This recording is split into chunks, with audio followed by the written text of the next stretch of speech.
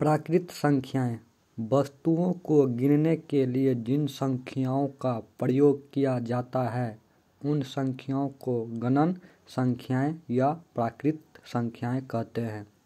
जैसे 1, 2, 3, 4, 5 ... अनंत तक। पूर्ण संख्याएँ प्राकृत संख्याओं में शून्य को सम्मिलित करने पर जो संख्याएँ प्राप्त होती है उन्हें पूर्ण संख्याएँ कहते हैं। जैसे 0, 1, 2, 3, 4, 5, 6, 7, 8, 9 ...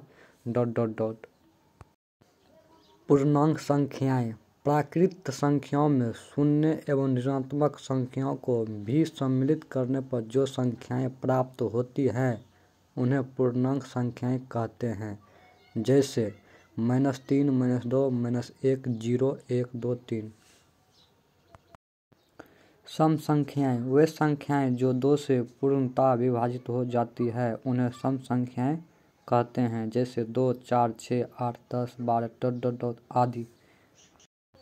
विषम संख्याएँ वे संख्याएँ जो 2 से पूर्णतः विभाजित नहीं होती है उन्हें विषम संख्याएँ कहते हैं। जैसे 1, 3, 5, 7, 9, 11, 13, 15 इत्यादि। भाज्य संख्याएँ वे संख्याएँ जो स्वयं और एक के अतिरिक्त अन्य किसी संख्या से पूर्णतः विभाजित हो जाती है तो उसे भाज्य संख्याएँ कहते हैं। जैसे 4, 6, 8, 9, 10 इत्यादि। अभाज्य संख्याएँ वे संख्याएँ जो स्वयं और एक के अतिरिक्त अन्य किसी भी संख्या से विभाजित नहीं हो उन्हें अभाज्य संख्याएँ कहते हैं। जैसे 2, 3, 5, 7, 11, 13, 17 आदि अभाज्य संख्याएँ हैं।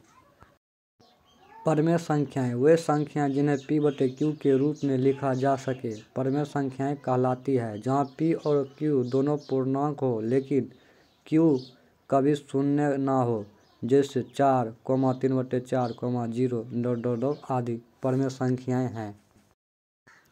अपरमेय संख्याएँ वे संख्याएँ जिन्हें p/q के रूप में ना लिखा जा सके अपरमेय संख्याएँ कहलाती है। जहाँ p और q दोनों पूर्णांक हो लेकिन कभी शून्य ना हो।